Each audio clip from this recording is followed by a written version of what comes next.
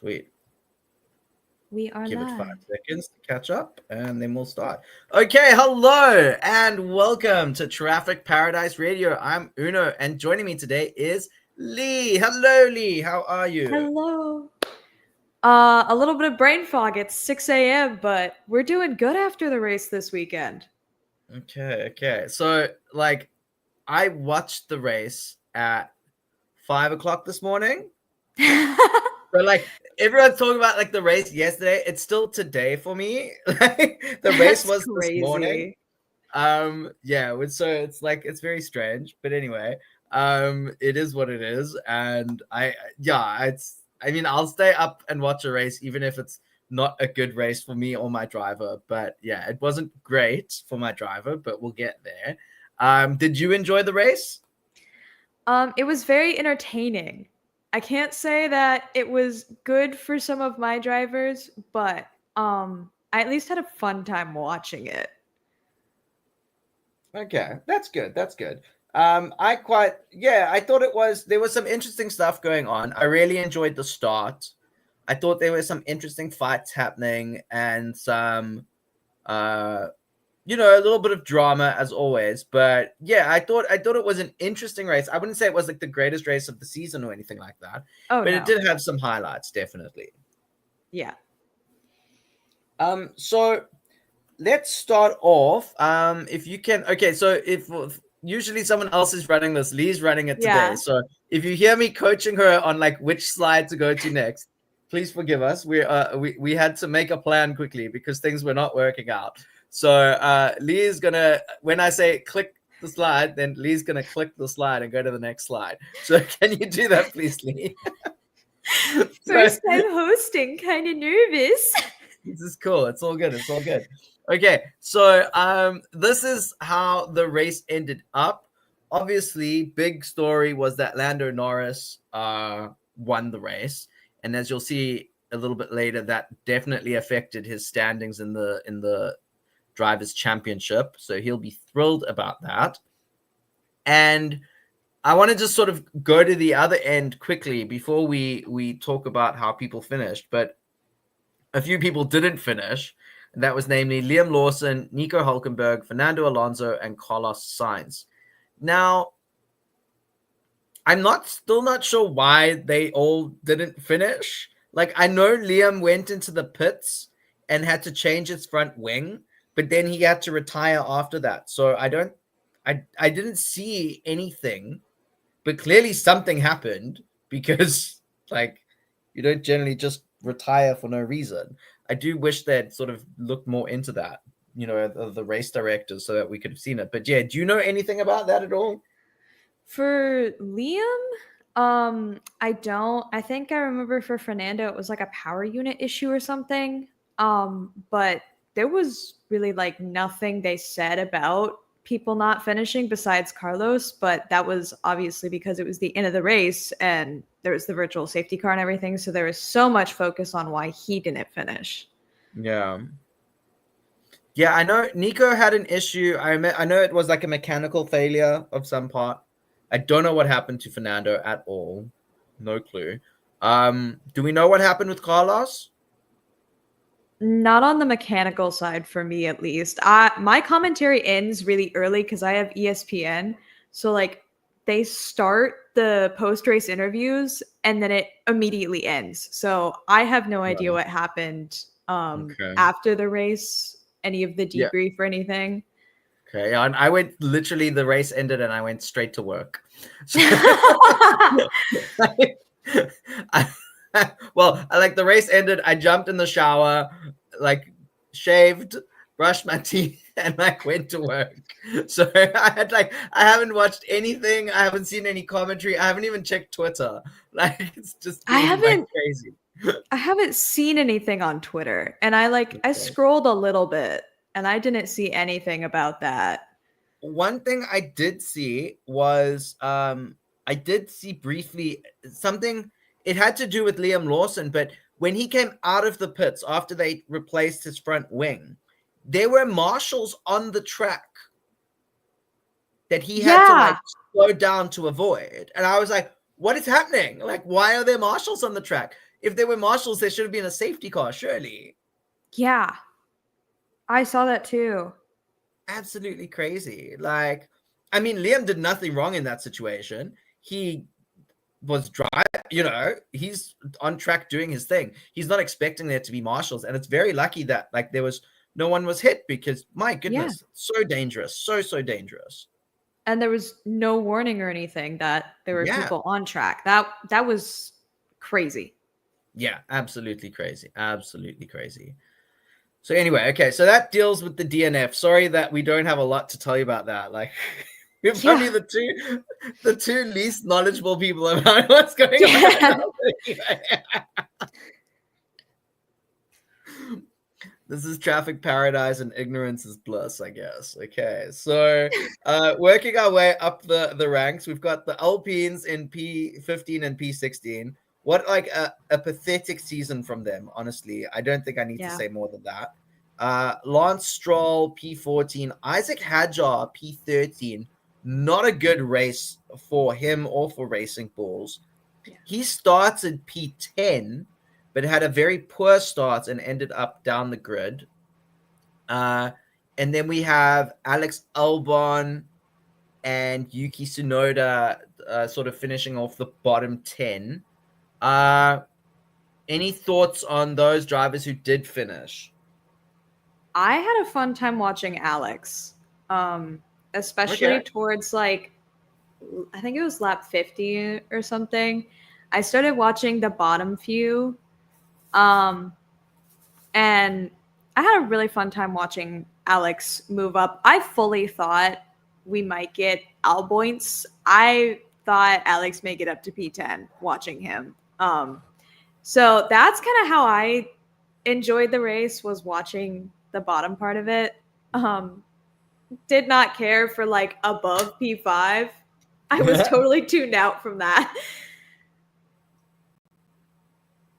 Yeah, I mean, so usually I have the Yuki profile picture. I decided to go a bit Halloween themed this week. But yeah, so everyone knows that I'm like a big Yuki fan. Oh no, Uno, we're losing you. And I was, it was kind of. Wait, am I here? Am I here? Wait, you're back. You're back. Okay.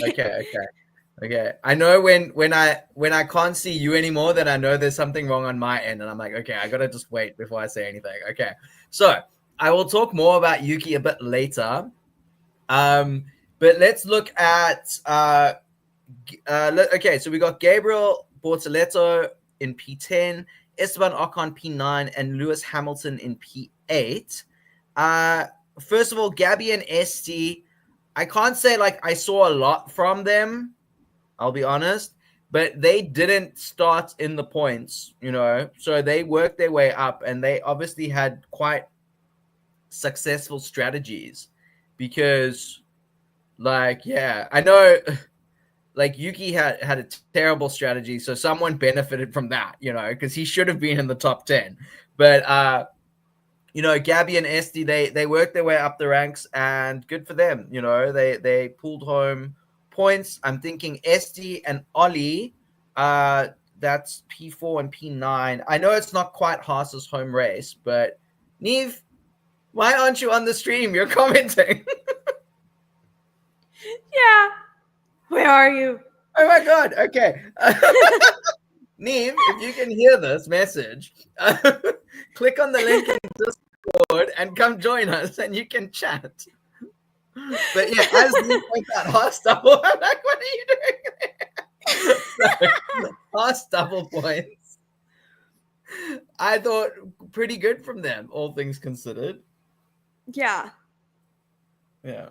And then moving on to Lewis. So just keep an eye out for Niamh. I don't know if she will be joining us, but if she does, she'll pop up in the bottom of the corner like I did. And you can add her to the stream. Okay.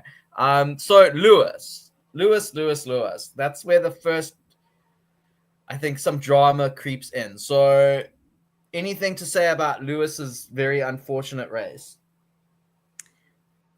Man, I got beef with the FIA about that. That brother didn't do anything and got penalized. I mean, so I know he was supposed to come off. I'm honestly a little bit confused because from what I could see, there is like a little road that he kind of drove on. He went off it a little bit, but like not in such a degree that he was like cutting a corner. But is there a different road he was supposed to use? Honestly, I don't know. And then also, like, Charles Leclerc went off track and passed him and didn't give the place back at the beginning, and the stewards did nothing about that, which I think was unfair because Lewis was ahead before Charles went off. So Charles should have given the place back. He essentially left the track and gained an advantage. Yeah. So or overtook on track, whichever way you want to look at it. But the FIA did nothing about that, but then penalized Hamilton later on for something else. I don't know. I just thought it was a bit unfair, to be perfectly honest. Yeah. It was not a good weekend. Not a good weekend at all for Lewis. Although, you know what? I'll correct that. Actually, I thought his Saturday was very good. You know, I think. Look, I mean, he had that 10-second penalty. So if you had to take 10 seconds off his time now, he would have been in P6. Okay, and then plus a little bit more fights from him, P5, P4. He could have had a very good weekend. You know. Yeah. At least I think P4 was on the table for him. And it Max should have been. Yeah, Max was only really fast there at the end. So, you know, I don't know. But yeah, it's very disappointing. And then moving on to Mercedes. Okay, Niamh, all good. Moving on to Mercedes, we've got Kimmy and George in P6 and P7 respectively. A bit of a weird one from Merck this weekend. Any thoughts on that? I was so confused. I was so confused by that. If they were going to swap, one, why did they not do it like 5 laps earlier for George? Because he just fully like burned his tires, wasted. Like that was kind of ridiculous. And then it just didn't make sense. It didn't make sense to me. It was a bad decision of if it was either at that point you didn't swap or why did you not do it earlier? Odd time.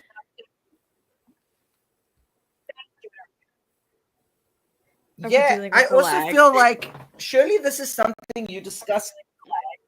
Or is there lag? I think there is. Oh gosh. Okay. Well, we're just gonna have to hope it. Oh, but Niamh's here, so Niamh can talk while I'm lagging. Niamh, welcome. How are you? I am fine. Everything just decided to fall apart this morning. My alarm didn't go off, which wasn't helpful because I'm jet lagged. And then my laptop needed to restart, and that took 40 minutes. So, and then the Wi-Fi decided to kill itself again. So, just not having fun today. But I'm here now. My laptop blue screen, so you're not the only one. Oh, thank God. Good Lord. Okay. A lot less panicky now. Yeah, no, it was a late. No one was ready on time. Yeah. Oh, is the lag back again? Yes. A little bit. Oh, but you responded to that immediately, so that's a good thing. Okay. The lag can't be that bad. Okay, so lagging more on your end. Oh. Yeah. So Niamh, what are your thoughts about the Kimmy and George situation at Merck? Like the team orders, I thought it was quite interesting. And the thing is, if you're going to do team orders and tell them to switch so one driver can go and catch another, you need to do it as soon as there's an opportunity. You can't give them however many laps it was. God, I can't even think. Sorry. Can't even think. But No, it's all good. I know that they got asked to switch so that, was it George could go and hunt them down, and then that obviously didn't exactly succeed. And then they were like, oh yeah, team orders, whatever. That's fair enough. I have no issue with that happening. I do, however, have an issue with them taking absolutely ages to do it and then just going, yeah, you've got like 3 laps to get this move done. If you can't do it, you're going back. That's just stupid. That is unrealistic, and seems like Merck should know better. They won so many championships and they can't do it for these 2 drivers. They've got 2 incredibly talented drivers and they should just accept that. Yeah, for me, it's like, surely you've discussed this in your meetings. You know exactly that these situations can happen. There should be a very clear plan of what to do in this situation. And as George said, he was like, look, let me have a go. If I can't get it done, I'll give the place back to Kimmy at the end. It's all good, but let me try. And it's just so bizarre to me that the constructors is so close. It's going to come down to a few points between P2 and P4. So, and that's tens of millions of pounds of prize money. So it's not like just for George's glory. It's literally money for the team. It's bonuses for the people back at the factory and on the pit wall and in the garage. There's a lot more to this than just George getting an extra spot in the race, As he said, like, there was a podium that was potentially going to happen. Now, I don't ultimately think he would have got that, but given where George finished P7, I think he could have possibly got caught up with Ollie Behrman at the very least, had he been given that opportunity earlier on. So, yeah, I think it was very, very bizarre from Merck to be doing that. Mm-hmm. Yeah. Okay. So let's move on. I did mention Ollie, and I think we're going to be mentioning him a bit more later on. So I don't want to dwell too much on him. But Oscar, and let's say, okay, Oscar's race. How do we feel about Oscar's weekend in general? Not a good weekend. Yeah.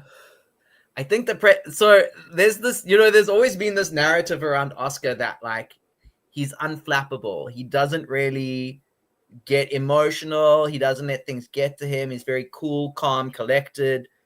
And I still think that's largely true. We're not seeing him like freaking out on the radio or making like silly moves, like desperate attempts to claw. There just seems to be something's happened here. I feel like psychologically, possibly, although like I'm not a therapist or anything, so like don't quote me on that. But I feel like something's going on here where maybe the pressure's got to him a little bit. What do you think? Mm-hmm.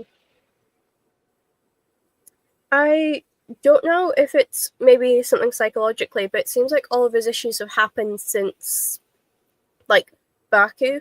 So I'm not sure if he got a new chassis. I'm not sure if he's maybe on a different, like, chassis, different whatever from Lando. I don't follow McLaren's, like, what they're doing too specifically, because I don't really care, to be honest. I know that I want Oscar to win, but like beyond that, I really do not care, since they wrapped up the constructors with however many races go. But it's all seemed to happen since then, so I'm not sure if it's maybe just he obviously crashed on the opening lap, and that was just so out of it for him that he's just like had a complete reset, or maybe there's something with the car. But we also have to remember that this stretch of races is some of his worst. So we have to be fair to him. He didn't have a good time of things last year. However, when we get to Qatar, if he's not particularly close to Lando then, and he's not doing particularly well, then yeah, there's definitely something that's happened, be it with his car, be it with him, be it with, the team. There's definitely something that's happened there. However, I don't think we can say anything until we get to like Qatar, just because obviously he won his first race there. Granted, it was a sprint race, but still impressive for a rookie. What's your thoughts? No, I agree with that. But, and also, like, with the mentality thing that people are like, oh, he's unflappable, he has no emotions and stuff, I honestly think that does more harm to him, because anytime that, you know, you have a stretch of bad races or something, and people, you know, give you the Iceman mentality or whatever, I feel like it's more detrimental and it leads to people questioning you more if you do have like an accident or something that's uncharacteristic, and you're gonna react to that. Like, I don't know a person that wouldn't react badly to them not doing as well as they want. So I personally don't fully subscribe to the idea of like, you know, oh, he's unemotional, he's an Iceman or whatever. I think we should give grace to any sort of reaction like that if it's, you know, he's having a psychological reset, mentality change, or anything. Oh. Hmm. Did I break something? No, I don't think you did. I think it might just be my Wi-Fi, but I've got no clue what you said. But I was about to agree with you. I don't think the whole unemotional Iceman thingy is very fair to him, because obviously he's a human at the end of the day, and he's had to say that in multiple interviews. Like, he's had to say, I'm not a robot, I'm not emotional, not unemotional even. I'm still a human at the end of the day. And people still keep trying to push this, oh yeah, he's completely unflappable, he doesn't feel emotions. And then when he has a bad race or he gets over the radio and complains about something, they're like, oh, he's cracking, the pressure's getting to him. No, he's just being a normal human. Yeah. Yeah, I think if I can jump in here with the Iceman thing, like, you know, that originally was like used to describe Kimi Räikkönen, okay?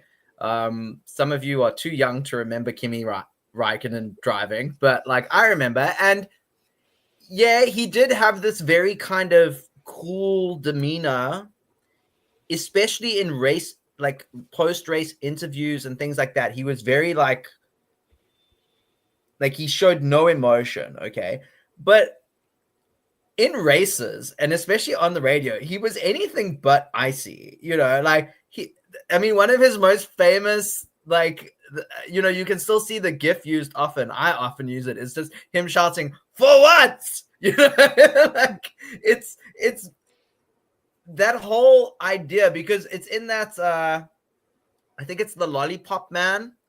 He does those short, like animates like what happened on the races, like a bit of a parody kind of thing. And in there, he's kind of already compared Kimi and Oscar as the same thing. And I'm just like, it's not quite accurate, you know? And I think this idea that, like, I mean, it's not an idea, it's obviously reality, that Oscar is this human being. I think it needs to be stated more often, because as I said earlier, like this narrative does exist. And I think the only way to challenge that is to, like, acknowledge that Oscar can have good and bad moments, but also to say, like, saying he has no emotions is potentially a bad thing. And I know I'm saying that, and I have a video on Twitter where I'm just like comparing him to Michael Myers. Given that it's Halloween, I thought that I should. But I have stated that, like, I'm a little bit scared of him. I do think he does scare me slightly, but in like a very kind of like, I'm impressed with him and I admire his drive and focus. I've always said it's not an insult. It's like I'm scared of him, and I think that's a good quality that he has. But yeah, I think it's absolutely fine for him to also show other sides to himself, you know. And it's just it's a bit weird, because if you look at his mom, he clearly doesn't come from a family that's very like stoic, and you know, like his mom's very out there. So he clearly, you know, it's not like it's, I don't know. It's an interesting thing, I think. But let's move on. We've spoken enough about Oscar. Immy will be joining us for Brazil predictions, and we'll hear some more about Oscar there, I'm sure. But Immy has recently well, not that recently, but Immy's now gotten very much into baseball. So she's I think she's self-medicating with baseball, and do you? I I'm not self-medicate sure with how that's horror going movies for and her. sci-fi series. So do what you got to do. It's important, especially when your driver's going through a bit of a slump. It's okay. So, moving on. I think the only person we haven't really spoken about so far is Max and Charles. So Max, I think, yeah, not a great weekend for Max. I remember tweeting at some points in the race that like Max is a mess. He seemed like he was in a mess. Like he wasn't happy. He was kind of all over the place. The car was twitchy. He couldn't really get a handle on it. He did come back at the end, but I think that had more to do with Charles not having as good tires than Max getting to grips with the car necessarily. Now, obviously, Max not getting to grips with the car still means he's going to finish on the podium. It just means he's not going to win it. Okay. So again, it's like levels of how messed up he can get in terms of like his race. But what did you think of Max's weekend in general?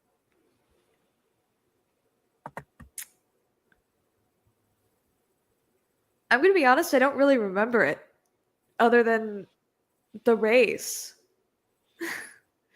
I feel like same here, actually. I remember, like, even in the race, I don't really remember much, if that makes sense. Like, I remember, like, the first lap. And then genuinely, I think my brain did something where I just blocked out every single mention of Red Bull because it seemed like their Red Bulls had been spiked and they just weren't. Because what the hell was that for Yuki? Like, ugh.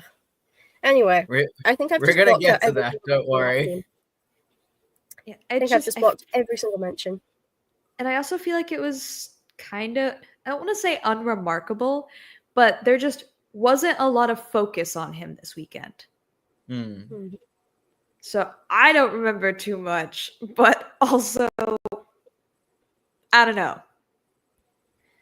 I mean, I think it was literally for Max. It was like the first 2 laps and like the last 2 laps. Yeah. That was just, everything else was kind of just like, whatever, and Or why I didn't see one? Nothing after that. Yeah, it's very unusual for a Max Verstappen weekend. Let's just say that. Okay, and then I just want to end off with Charles. I thought Charles had a terrific weekend, despite his opening lap. I think he did very well, all things considered. Yeah. Yeah. Okay, it looks like that's all we have to say about that. So, moving on. Lee, if you could click onto the next slide, please. There we go. We've got the Drivers' Championship standings. I'm just going to go over this briefly. Alpine still sitting at the bottom with Colapinto. Then we've got Bortoleto, Gasly, Tsunoda. Tsunoda's pretty close to Ocon, Lawson, and Stroll, Behrman. There's only 2 points between those 5 positions. And then we've got, not 2 points, 4 points between those 5 positions. And then we've got Alonso and Sainz making up P12 and P11.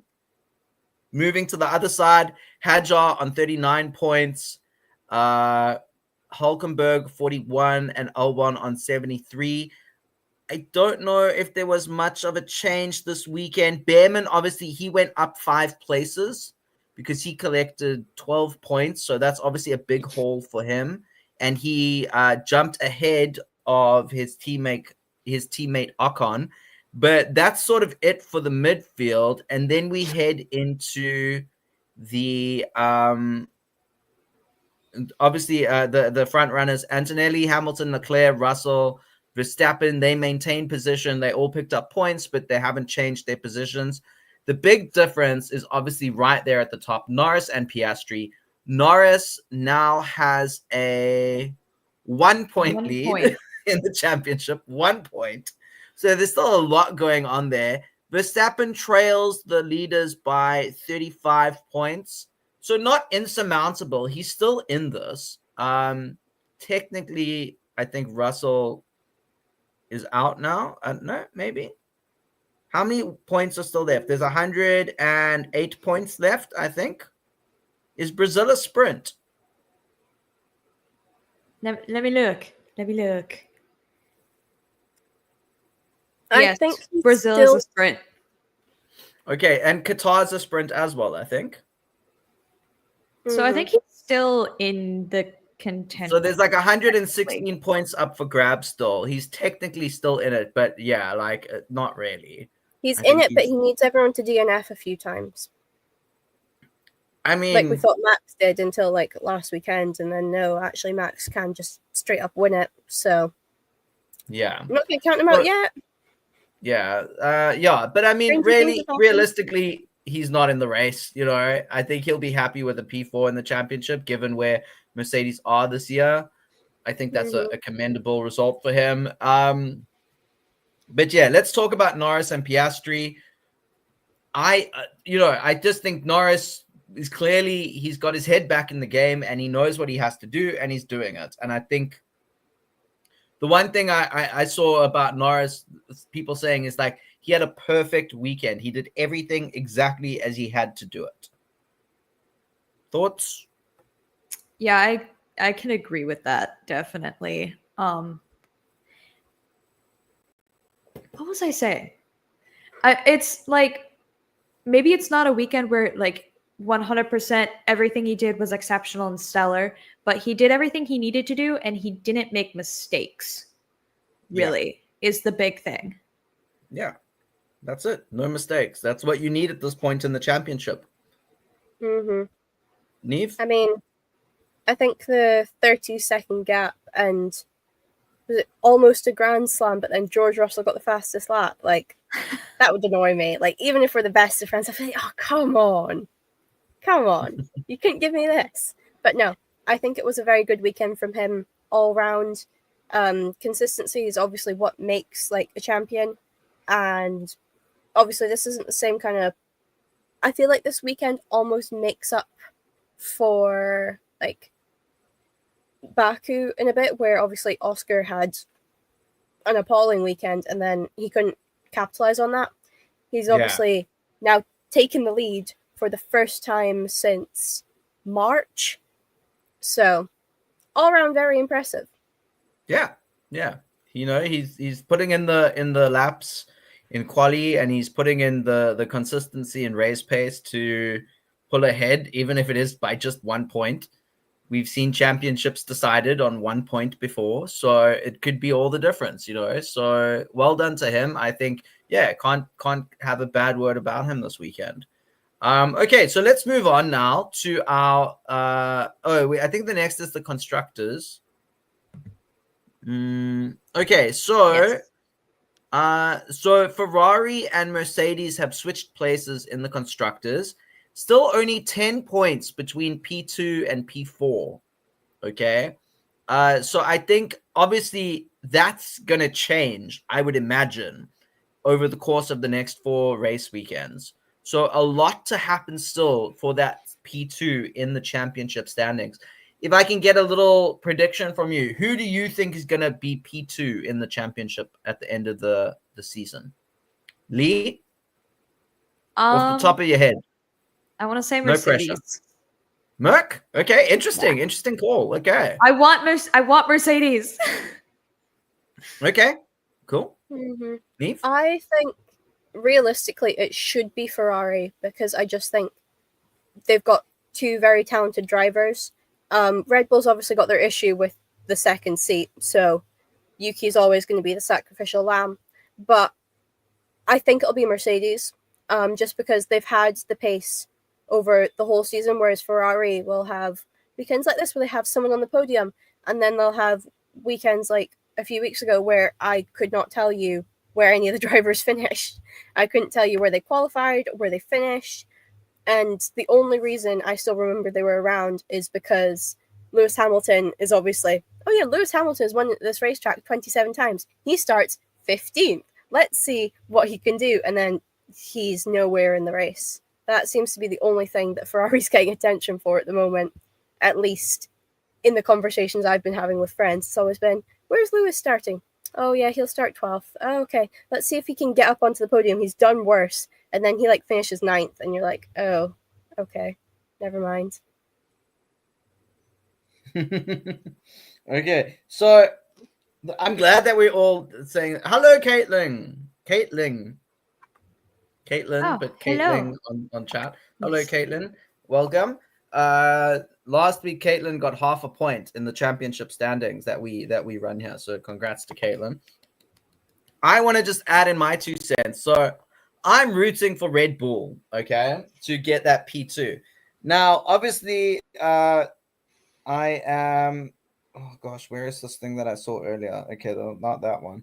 Okay, so I saw something today, and I was telling Lee about it. I think before we went live. But Helmut Marko said something about. Oh gosh. Okay, I don't know. Oh, here we go. Oh no, why is this in another language? Okay. So basically, originally the decision on Red Bull's 2 teams and who was going to be driving for them in 2026 was going to be decided after Mexico. And Helmut Marko stated that they are delaying that decision to see what happens with the championship. Now, the first time I read that, I thought it had more to do with Max, but now I'm thinking maybe it's got to do with the Constructors' Championship, because if Yuki can help them secure P2, okay, I would think that says a lot about their, how they'll decide on that seat. We know that Yuki struggled, but he has been doing better and better and better. Now, this weekend was not his best weekend, but he had a good start, and the only reason he didn't get points was because of Red Bull strategy. Like, Yuki did nothing wrong in terms of his racecraft, everything, okay? So I think that Red Bull are going to decide who gets to stay with that team in terms of both teams, as well as in terms of the senior team, around how Yuki contributes towards their championship fight for P2, as well as how he helps Max get P1, obviously in the Drivers' Championship. Now, he did a good bit of, I did label him Mexico Minister of Defense, and I was quickly called out by Checo fans being like, no, how dare you? But he did a good bit of defense today. I mean, yeah, for me today, for you yesterday. And I think that he showed what he can do. He held Piastri up for long enough that Piastri was no longer able to kind of challenge Max, okay? And I think that's important for Max's fight. Now, obviously, Lando was doing things in the front, and no one can really do anything about that. You know, he's in the front. He qualified P1. He led from the opening lap. No one can really challenge him in that. But Yuki did what he could, considering like the tire deficit in terms of the medium and the softs. I think Yuki did a very good job of holding Piastri back for as long as possible and making sure that he couldn't come into play in terms of the race and the podium. And more than that, had he been able to score points, it would have really contributed. It would have helped Red Bull. Look, we're talking maybe 2 or 4 points. So it wouldn't have changed where they stand currently, but it would make them a lot closer. And as I said, there's only 10 points in it. So I think that it all comes down to, and I love to say this, it all comes down to Yuki Tsunoda. And I'm thrilled about that. Okay. Obviously, that's a lot of pressure on him, but it's exciting. Mm-hmm. I have faith that he can do it. I do not have faith in the strategy team. Don't know what the hell's happened, but especially this year. Strategy teams don't like him, and I don't know what he did to them. I don't know if he maybe, I don't know, kicked their dog. I'm sure he wouldn't have, but what did they have against him? Because V-Carb ruined a couple of decent points finishes, and then Red Bull's like, what if we go crazy backmarker strategy that'll, instead of putting you into the points, will put you P11. I'm so sick of P11. Exactly. Yeah. The greatest, like demon in Yuki fandom is P11. We hate that fucking place. The P11 curse. It's just like it's so horrible. And I had to laugh because like he qualified P11, he finished P11, and he drove like the old Honda RA272, and it broke down and it had the number 11 on it. And I'm just like literally that number is a curse. I honestly feel like Yuki, because he used to drive under the number 11 until he came to F1, and then he had to change it because Checo had that number. So he had to go to was it Checo? It is Checo, right? Yeah, it's Checo. Yeah, so he had to change. Yeah, and so he was like, well, I'll just double it then and I'll be 22, you know. Yeah, so it's really funny. The P11 thing is like, it's a real curse for Yuki. It's like so real. But anyway, so yeah, that's my prediction for Constructors' Championship standings. I will just note as well that between P6 and P9 is only 12 points. If a team averages like 3 points over the next 4 races, that would be the difference, you know. So let's keep an eye on what's happening there in the midfield. Williams, I think, is very much secure in their P5, which is a tremendous return to form. And I will always be very happy about that. You know, Williams has some issues, but it's nice to see them back again. Yeah. I will just say I was doing the maths on Alex Albon's position specifically. And I was looking at it. And can you go back to that, Lee, the previous slide, so we can have a look there? I think, like, obviously, Hulkenberg's 32 points behind, so he could win a race and he would still not beat Alex Albon. Like, his consistency is insane, and I sincerely hope he gets the podium he deserves this year. Like, obviously, Carlos Sainz has had 2. Good for him. Whatever. Where's my Alex Albon podium? Williams, so please, you have 2 cars. I will just say this. If Albon won a race, he would be ahead of Antonelli. Oh my God, he would. Like that. And I quite like that. He'd be ahead by 1 point. But that seems amazing. Oh my God, I would completely lose it. Yeah. Do you see that some people online were like, you know, at this rate, with the way Red Bull's going, no one's going to want to drive for them and they're going to be trying to recruit Alex Albon again. And I was like, I don't think that's going to happen, but that would be so funny. Imagine we're all stressed. Oh, will it be Yuki? Will it be Isaac? Will it be Liam? And then they just turn around and go, we got Alex. Oh, that'd be hilarious. Hilarious. Okay, so let's move on now to Paradise and Purgatory.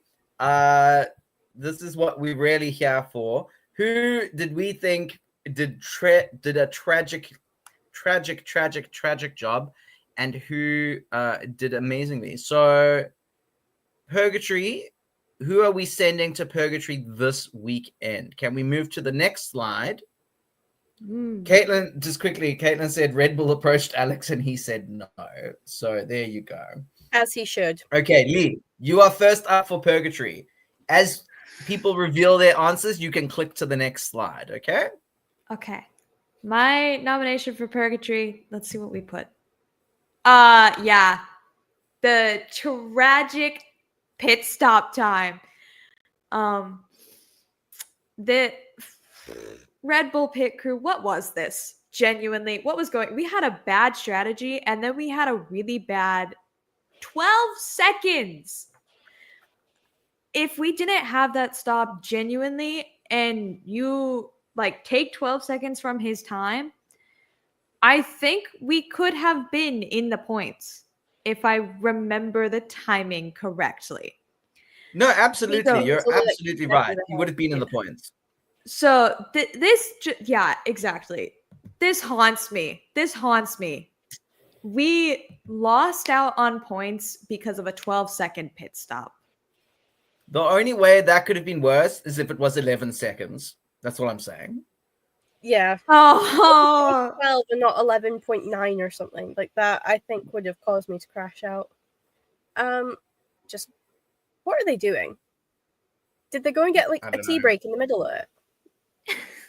I don't know. I still don't know what happened there. I saw one thing saying that they forgot the tires. I saw something about one of the tire guns got stuck, or they forgot a tire is what I've seen. Oh, so yeah. See, this is the thing. Like, there was no focus on it during the race. So last week's race direction was perfect. Like, no complaints from me. This week, I feel like we didn't get to see a lot of things. Usually, if there's something like that happens in the pits, they'll do a replay to show you what happened. The fact that I still don't know what happened to Lawson, I'm like, there was no replay of what happened to Lawson in the opening of the race, why he lost his front wing, why he had to retire. I still don't know. I know I woke up and 5 minutes later the race started. Okay, so I'm not going to pretend like I was 100% aware of what was going on, but I'm pretty sure I would have remembered that because they didn't show anything like that, and it's very frustrating not to know. Mm-hmm. Yeah, Caitlin, there we go. Yeah. There we go. Absolutely. Okay. Thanks, Lee. Niamh, who are you sending to Purgatory Oh no. this week? Anyway, I am sending. Sorry, I am sending. Oh, drum roll, please. Oscar Piastri. I absolutely Niamh? slandered. Oh, sorry. I asked, who are you sending to Purgatory this week?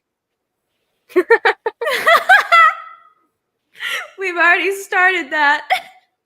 We are on to the photo. We are on to my explanation now, Uno. Come on. No, the lag sucks. I am sending Oscar Piastri.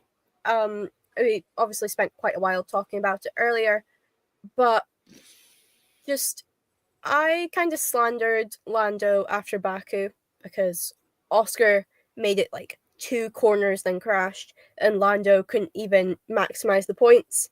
I'm going to do the same for Oscar. He's officially lost the championship lead, which he's had since March. He didn't have a great quali. I don't know what happened in the race, but he just didn't seem to be there at all. And like I say, I'll give him, this is one of his worst tracks. This is one of his worst stretches. If there's something wrong in Qatar, then yes, absolutely there is something wrong with his car because he just suits that track so much, as we saw when he got his rookie sprint win and when just like everything.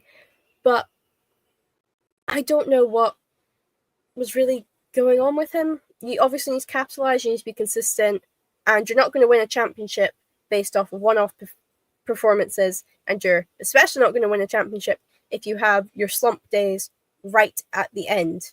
Like, at least Lando was kind of, when he seemed to not be doing so great, it was when there was enough races he could realistically recover just by winning them. So he could just lock in especially hard on those races to make sure he got the points he needed. Oscar doesn't really have that anymore. So I think the 1 point difference between the two of them will very much not be particularly stretched out. I think Oscar especially is going to do whatever he can to like stay as close as possible. Like, even if it's not win, he's going to want to be ahead of Lando, as you always should, to be honest. But he's going to want to maximize points over like risky moves, which is fair enough. That's how you win your championships. You don't do it through glory moves. Just lock in, Oscar, please. Yeah, I mean, Oscar just has to have one good weekend and he's back in the lead. Mm-hmm. So, even if Lando also has a good weekend, as long as his weekend is better. Mm-hmm. Sorry, Niamh, I didn't hear you. He doesn't even need to have a good weekend. He just needs to finish ahead. Yeah, absolutely. Even if they finish 9th and 10th, that's them equal on points. Yeah. 10th and 8th, and he's in the lead, it's all good. Mm-hmm. Yeah, okay, cool. Thanks, Niamh. And my Purgatory candidate is, I can't remember, so please reveal. Oh, Red Bull. Oh, yeah. Because Red Bull, they've been on such a good run, and they just kind of just fell apart this weekend. And again, like I mentioned it earlier, falling apart for Max and Red Bull means like you're not on the top step of the podium, you're on the third step. But it's still at this crucial point in the championship fight, this was not a weekend they could afford to throw away points, both in the drivers and the constructors. And they did that massively. They did that with Max. Just the setup was wrong. He wasn't happy with the car. With Yuki, the quali wasn't great, but he made up the positions he lost out on in quali at the beginning of the race. He kept it clean. If for any of you in the Yuki fandom, you know how tragic last year's race was at Mexico. It's a very iconic crash because the cameraman got that amazing picture of Yuki's car like coming towards him backwards. But you know, this was the weekend to not turn things around, but to keep that momentum going. And I feel like they dropped the ball. And look, that pit stop, we've spoken about it. It's on the other end of the Purgatory slide. It's right.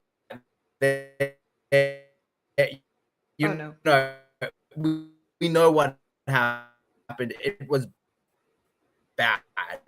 And they cannot. Oh no. That was indeed bad. Yeah. The pit stop and Uno's Wi-Fi. Yeah. And I guess the lag as well. But no, I agree with what he was saying. They can't afford to be throwing away those points. They can't afford to be doing half the things they were doing. And I think the only Red Bull driver who had a good weekend was Arvid Lindblad. Yeah. Red Bull, what is going on? Come Hello? on. Uno! Hello? Have we lost him again? Am I here? You're we can here. hear you. Okay, there's a bit of a lag, but that's okay. It wouldn't be a normal Traffic Paradise radio broadcast if I didn't have tragical internet connection. But yeah. So anyway, I think I've said my bit. We can move on, unless you want to add anything to that rant. I think we both got it. Mm-hmm. Okay, cool. So, whoever was responsible for Yuki Tsunoda's pit stop, Oscar Piastri and Red Bull Racing, for your crimes or sins, what did I say? For your sins on and off the track, you are sentenced to purgatory. May the gods of motorsport have mercy on your souls. But after sending those devilish candidates down to purgatory, we shall now uplift some candidates to paradise. So, Lee, who is your paradise candidate of the week? I think we're gonna see if I remember this correctly. I think I put Yuki. Yay!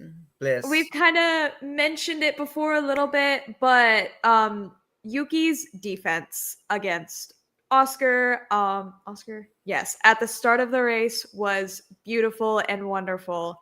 And then there was something towards the end after like lap 59 or something where he had another defense moment that I literally was just like, oh my god, this is amazing. He was doing so well. We were on track for points. His pace was amazing. Oh yes, his pace was amazing. If we just didn't have the strategy and the pit stop and everything, it could have been a great weekend for Yuki. And I think he did really good with the situations he had. You know, having to hold back Oscar, everything that was happening, it just, yeah. So my nomination is Yuki. I had a great time watching his defense and everything. That was wonderful. Winning, you know, I'm happy with that nomination, so I won't say much more than that because I think it's fabulous. Yeah. Niamh, anything to add there? Yeah, I completely agree with what you were saying. If we hadn't had the pit stop and the strategy and everything, we would have been on pace for points. So I think we just liquidized Oracle Red Bull Racing. Who's with me? Yay! Yeah, I'm okay with that. Yeah. As long as Yuki gets to own the team at the end of it all. Oh yeah, absolutely. Yeah. Laurent Mekis can get like 5% of it.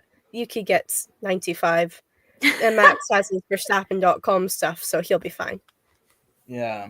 Okay, so I just saw a clip. Sorry, this is like, I know we finished with Purgatory, but I just saw a clip of Carlos's like incident, and he literally spun, hit the wall, still had the car running, so drove into like this the runoff area behind the. He took his car off the track. It wasn't in any place where it could cause an incident at all. And they still put the safety car. I saw his car behind the barriers, and I was like, "What is going on? This is ridiculous." The race director was bored. Okay. Niamh, who is your candidate for Paradise this week? My candidate is Ollie Behrman. Woo! P4, best finish for him. Very good points for Haas. That's taken them up to 8th in the constructors. Obviously, in another lifetime, he did get that podium. I'd still be very happy for him, but he did not. So we're stuck with P4. But very impressive showing from a rookie. I did find it particularly hilarious that he spent the beginning part of this weekend complaining about, oh yeah, rookie practice sessions aren't fair because I'm still technically a rookie and blah, blah, blah, blah, blah. Then everyone online was just going, yeah, but you benefited from it last year. Quit complaining. I do see where he's coming from. He hadn't done a full season, so he didn't know all of these tracks, but whatever. But that was particularly hilarious to me, especially considering he was like complaining about them, and then he still turned around and did all right. All right. Best result for the team in however long. Ever. It's the best result ever. Seriously? Oh, yeah. I thought so. Never mind. Yeah.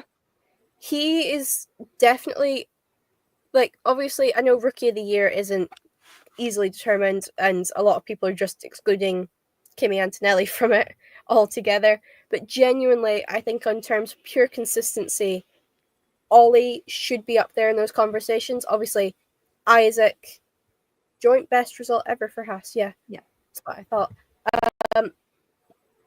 But, sorry, what was I saying?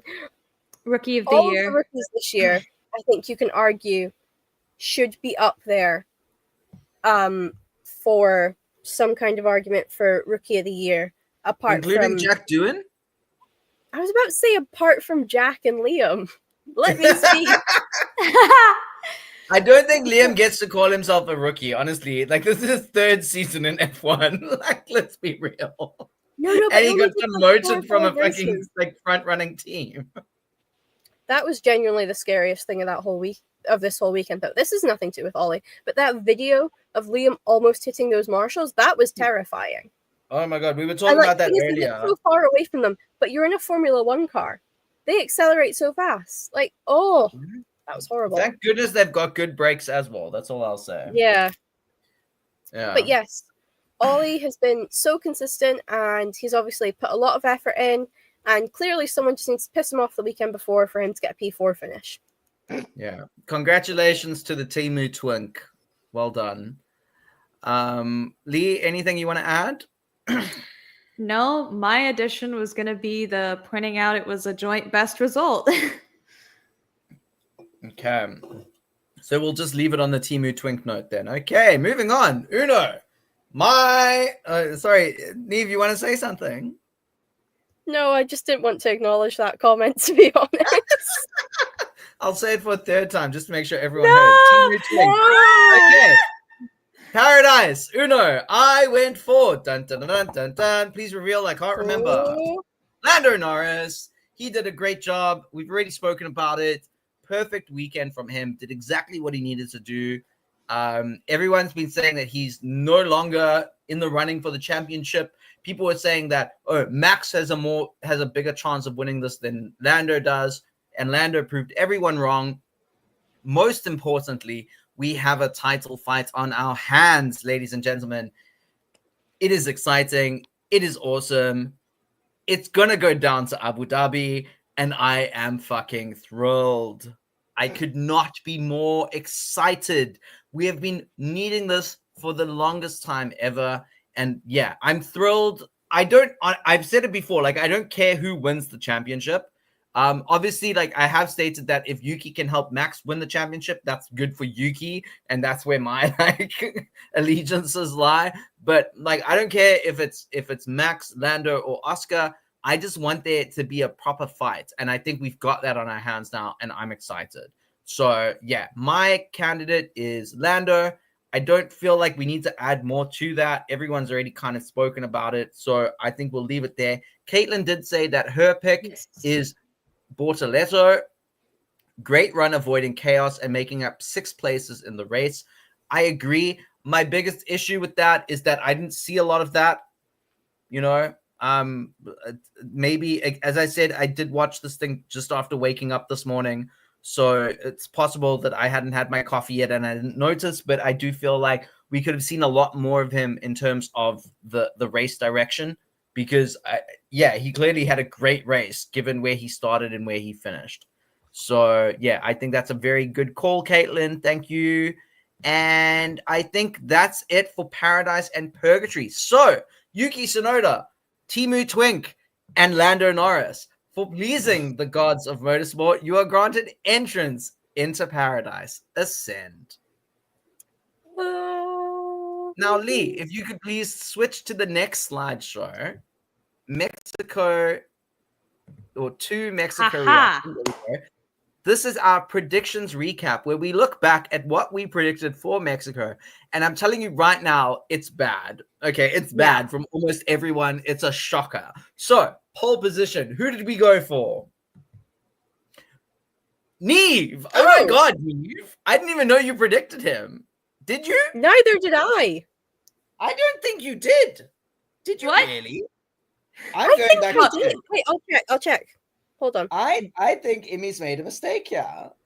Yeah, I will just say, I told you guys, when I make predictions, it's a jinx. I told you, when I make predictions, unless it is unironic. Did you really predict Lando? For one. Oh my goodness. That's crazy. Well done. Well done. Well done. Yeah. As you can see, everyone else predicted Max, and then Tay predicted Oscar. I think a little bit of Australian bias there. And, you know, it is what it is. But, Niamh, you come away with a single championship point there. So, congratulations. I'm going to catch Immy.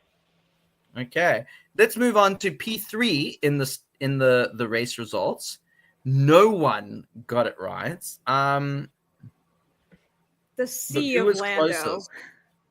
I think, like, who predicted Lando? Tay, Lee, and Niamh are probably the closest to being correct in terms of that. But no, that's Oscar. It's Immy. Yeah. It's Immy. Tay, Lee, and Immy predicted Lando. That's the closest. Okay, but yeah. So no one got a point. I was very confused there. P2, on the other hand, I think you'll see a little bit of red on the screen. Thank you very much. Wow. I had faith. I forced in just the right amount, and I was correct. So I get 1 point for that. Thank you very much. I will take it. To anyone who predicted Lando or Max, congrats. You were only 1 off, so not too bad. And then P3. We just did P3. Oh, sorry, P1. No one got it right. No one had faith in Lando. I think the theme of the season. And we were all proven very much wrong. So well done to Lando Norris. If we could give you an extra point in your championship fight, we would. Although maybe not everyone would, but I would. But anyway, no one got a point there. And then wildcards. This is where it gets really interesting. And I have to refer back to the Discord. I got a point. Oh, yay. Of course. Yay, yeah, thank you do. Lawson. It's the only time I've ever been happy to see Liam Lawson on my screen. Okay. Do not like that man. Do not like him at all. Okay. But we had Immy predicted, I remember this. Immy predicted that one of the rookies would crash in the FP1 session, and that was incorrect. Kira, however, predicted that one of the rookies would finish in the top 8 in the FP1 session, and she was correct in that.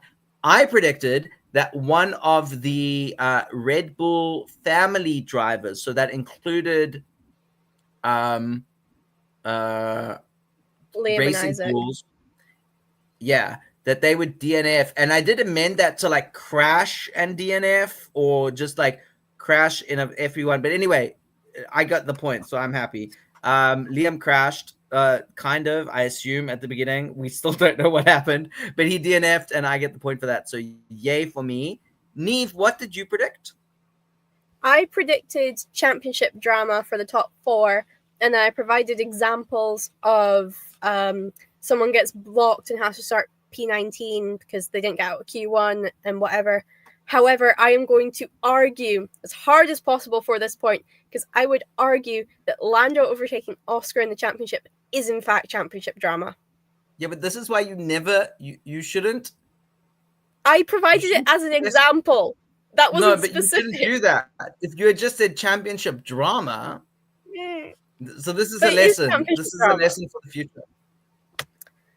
Lee, I'm gonna I have learn it words now. with you, because your prediction Sorry. turned out to be a I'm curse. sorry. So what did you predict? I said Yuki Q3. This is what I mean, guys. I say something and then it the exact opposite happens. Okay, so please predict a Yuki DNF next time, and then maybe he'll get a podium. Well, that's the problem. I say it ironically and it happens. I predicted Oscar's first win in Hungary by accident. I made a joke about it the month before, and then it happened. Randomly, I predicted Oscar's first pole position, and I had no idea that he had never been on pole before. I just said it. I was just like, oh, probably Oscar. I was just like, I'm always like one of the first people to get my predictions in, and I literally just like go off the top of my head, what do I feel like today? And I just like say some names, and then my wild card I put a bit of thought into, but the others I just kind of like what do I feel like this week? And I predicted like Oscar pole. So it happens. It happens. Tay, I cannot remember what Tay predicted. Was it not like red flag in quali or something? I shall go back and check. Did Tay do a prediction? Tay did not do a prediction. I think this is Tay's prediction from last week. So Tay, I don't know what Tay predicted last week either. Let's go back and check. Okay. Tay. Yeah, Tay didn't get a prediction. Qualifying crash or red flag. Qualifying crash or red flag. Okay, yeah. So when a Traffic Paradise radio contributor, presenter / speaker doesn't submit predictions, we use their predictions from the previous weekend, and so Tay did not get a point for that. Willow, however, did get a point, so well done to Willow. Willow simply predicted Ollie points, and points he did get, and in so much value for money points there, you might even refer to it as Timu points. That's all I'm going to say. So well done to Willow. Well done to Willow. Oh, no one's happy with that comment.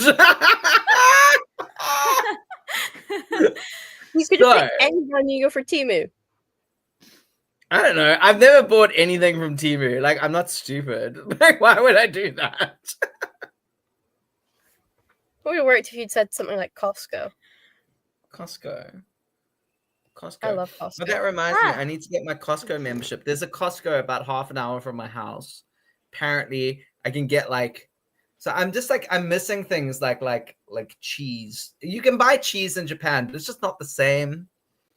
And then I heard there was a Costco and they have like American cheese, and I was like, maybe it will be closer to like what I have in South Africa, because like there's certain things like the coffee is not strong here, and it makes me sad. Like I have to put so many spoons of coffee into like my mug in the morning to feel like anything. It's very sad. But anyway, I don't know. Niamh, do you guys get Jacob's Kruning there? Do we get what? Jacob's coffee. Jacob's Kruning. I don't know. If I'm buying coffee, it is for like a charity coffee morning thing, and I get the cheapest one. I don't drink it myself. I do drink cappuccinos. I fear most in the world. I like really strong coffee, and in South Africa we have this brand called Jacob's, but it's not South African. It's like from Europe. That's why I thought maybe you had it. I don't think I've ever seen it in shops, but I do remember seeing it in a shop when we went to South Africa, because me and my friends got sick of going around the mall, so we found like just like a local supermarket thing, and we went in there instead. Yeah, that's really nice coffee. It's and I say it's very nice for instant coffee. It's not obviously like filter coffee, whatever. It's like instant coffee, but for instant coffee, it's really nice. I'll always give it its dues. Yeah, Lee, you are American. How strong is the coffee there? Is going to Costco worth it? That's my question. I don't drink coffee. Okay, so the next question is Costco worth it? Like, is it worth the membership fees? Yes. You're gonna hate my answer. I've never been in a Costco before. Oh my God, Lee! How are you helping me? This is not helpful at all. Do you have Costco in the UK? Yeah, I love Costco. There's one beside my grandpa. So sometimes in the summer, I'll come back from a dancing competition. It's like kind of out that way, and we will stop at the Costco to pick up like a pizza and a rotisserie chicken. And I always inevitably walk away with some kind of chocolatey syrup thing. And then we go to my grandpa's for tea. It's great. I love it. Chicken, honestly. You can also get Formula One Lego kits. Oh, really? And really, really comfy socks. We can get... So I saw something. I just want to add. You said the Formula One Lego. I saw the Hot Wheels range for the new season. Officially, they're coming out. And it's got a Yuki. There's a Yuki helmet in one of them. Yes. Ooh. Because they're doing both cars. Because I think last season they only did one car for each team. This year they're doing 2 cars for each team. So you get the 2 drivers, and they put Yuki in the Red Bull. So you get like a little. I mean, it's tiny. Obviously, it's a Hot Wheel. So like the helmet is tiny, but you can see like the idea of maple leaves. So I'm very excited. Wait, I've got something that I think you guys are going to love. Give me a second. Okay, show us. Yeah, apparently my uncle thinks Costco is worth it because like our closest Costco where I live back home, not at university, is like an hour away, and he had my mom drive him there. So, sorry, who had your mom drive him there? He had my mom. Who drive him? My uncle had my mom drive him an hour to Costco because he has a Costco. He doesn't originally live where I'm from. He moved down there like last year, but he still has his Costco membership. So he was like to my mom, he goes, "Hey, can you drive me there? Because I don't want to buy a Sam's card. I like Costco more." So did he give your mom fuel money? Yeah. Oh, okay. And then the next question is, did the savings at Costco warrant the fuel money? Like, that's my question. Because my Costco is half an hour away, and I have to pay 5,000 yen for a membership. And I'm just like, 5,000 yen is not an insignificant amount of money. I mean, I know it's over a year, so it's like not, it's for a year's membership. But I'm just like, that's like if I'm struggling that month, I can totally eat groceries for 5,000 yen for the month. It's not, I'm not eating healthily and I'm not eating well, but I can do it. So anyway, this is an F1 podcast. I don't know why we're talking about like bargain wholesalers. But anyway, show us, Niamh, what do you have there? This is a Hot Wheels car that I found, and it's got such a pretty pattern. But this wasn't actually the one I went looking for. I have got 2 separate single-seater style. I think they're vaguely IndyCar inspired. Hold on. Already got 2 Hot Wheels, and then when I was away on holiday, I got a bunch of cars. I thought I got the Doc Hudson one as well, but I apparently didn't, so I will need to get that. But I got this one, and I just thought that was really cool, and I had to show you guys. That's awesome. Yeah, I've gotten 3 different F1 car models since I moved to Japan, and honestly, like, it's so hard to get the things in South Africa, and yeah, it's so much easier, especially like all the Yuki ones. Obviously, I'm in Japan, so there's like a specific website that like sells F1 merch, and they put a big focus on Yuki and Honda and everything. So all the things that I love, I can get. So I'm very happy with. I've gotten Yuki's Alpha Tauri from 2 years ago, and I got his Red Bull from the Suzuka GP, Nice. which I thought, I mean, that was his first race for Red Bull, and I got the model of that car. It's very cool. So I just have Legos. Oh, I'm sorry. Oh, I also found Jensen Button's Brawn GP at a hobby second-hand store. Of course, just randomly, like a thrift store. They had a pile. Honestly, I could make so much money if I resold those things. They had a pile of F1 like miniatures from like the 60s to like modern era, just like a whole bunch. And I was just going through them, and like this hint of neon yellow caught my eye, and I was like, I know what that is. I know what that is. And I grabbed it, and it was Jensen, because I was so worried it was going to be Rubens Barrichello, and I was going to be like, no, but it was Jensen, and I was so happy. Yeah, it's awesome. So I have his championship winning car model, which I wanted for like the last, it's been like 16 years now, almost 15, 16 years. That's how old I am. Yeah, imagine being old. Just imagine, there's a reason, like I say it's my internet, but really it's my wrinkles. That's the reason I don't like show my face. Anyway, okay, moving on. Can we please move to the next slide, Lee? This is our championship leaderboard in the Traffic Paradise Radio. I'm not last. Points Traffic Radio. I can't remember the name. What is the name? The second annual Traffic Paradise. The second annual Traffic Paradise Radio Prediction Competition Points Championship thing. There we go. Thank you for that. I could never do that. So there is a mistake here, because there should be a 9th member, which is Caitlin, on half a point, followed by Loka on 10 points. Willow is on 19 points. Tay is on 19 points. Lee is on 21 points. Kira on 27. I myself am on 28 points. Niamh, you are on 34 points. And Immy is still in the lead with 36 points. So, and as we can see, there wasn't much movement this week, because Niamh, you picked up 1 point. Oh my gosh, I'm the biggest scorer this week. I picked up 2 points. Kira picked up 1, and Willow picked up 1. So there's still a lot to play for. There are still, I'm going to say, 20 points up for grabs, I think. Yeah, that sounds right. Yeah. Yes. Yeah. Yeah. There are 20. Yes. Yeah, because there's 4 race weekends left, and there's 5 points a weekend. So, and we've still got our predictions that we made at the beginning of the season. No. I'm not going to get any points based off of mine if I remember correctly. I predicted a Wait, no. I think I said McLaren. I do get a point for that.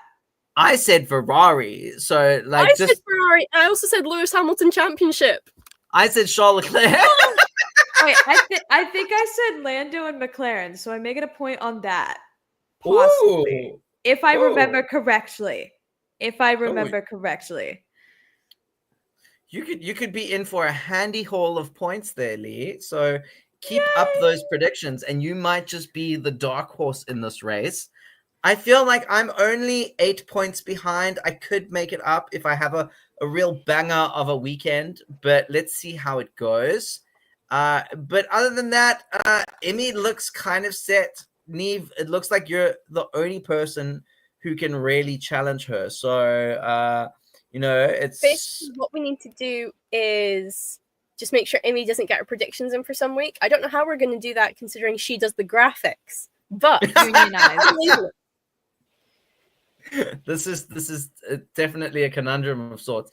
But Emmy's gonna hate me when I say this, but Immy is, if we compare these stats to the current F1 prediction, F1 leaderboard, Immy is Lando Norris, Niamh is Oscar Piastri, and I am Max Verstappen. And I don't know who's more annoyed, me or Immy, at that analogy, but it is what it is. Kira is, I think, quite happily the George Russell of the race. So, yeah, there we go. That's what it is right now. Kira will be happy being the George Russell, and I'm not so happy being the Max Verstappen. But you got to deal with your driver's teammate, I guess. So, yeah, those are the predictions in the second annual Traffic Paradise Radio Predictions Competition Points Championship thing. And I think that is all from us this weekend. I think so too. However, my internet is. And Caitlin says she's Yuki Tsunoda. There we go. Oh, Caitlin Tsunoda.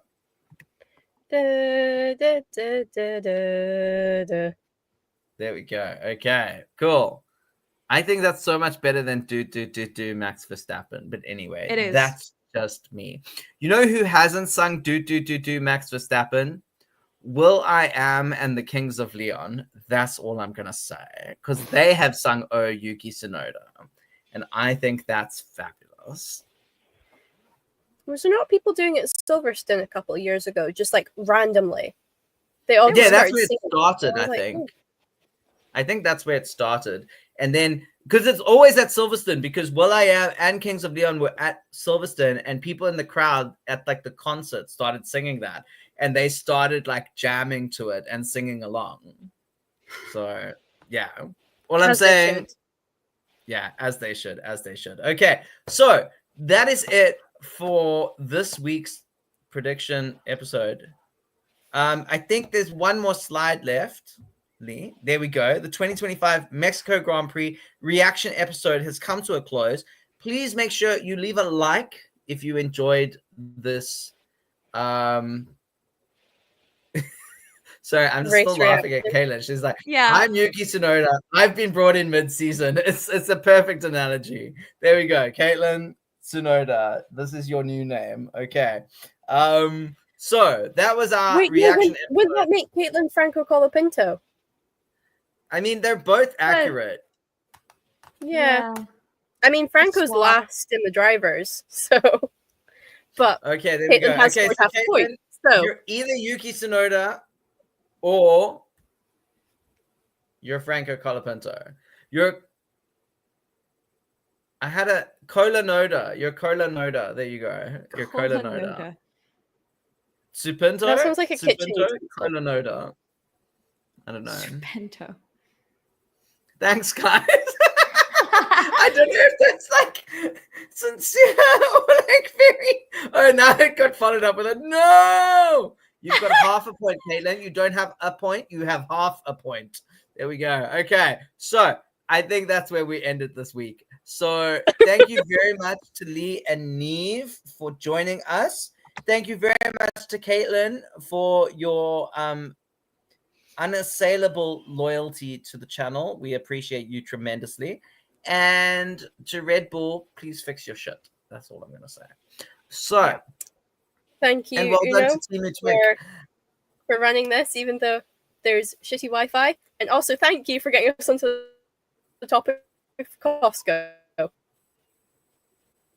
Yeah. There's a lot of like random arbitrary tangents we've gone on today. But anyway, if you enjoyed this episode, despite the Costco tangent, please leave us a like, consider subscribing, and leave us a comment. Who did you think was the Paradise or Purgatory candidate of the week let us know. And you can be sure to tune in a week's time, I feel, for our Brazil predictions, which will be on a Sunday, which will be nice for me.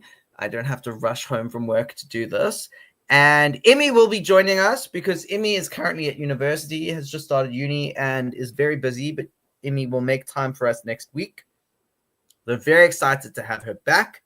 And other than that, all I've got to say is have a good rest of your day or night. Oh, wait, Niamh, anything more to add? No? Okay, so have a good rest of your day or night. Bye-bye. Bye. Bye. Oh, Lee, you got to Yes. click end stream. Sorry. I am clicking in stream right now. Thank you. You were a star.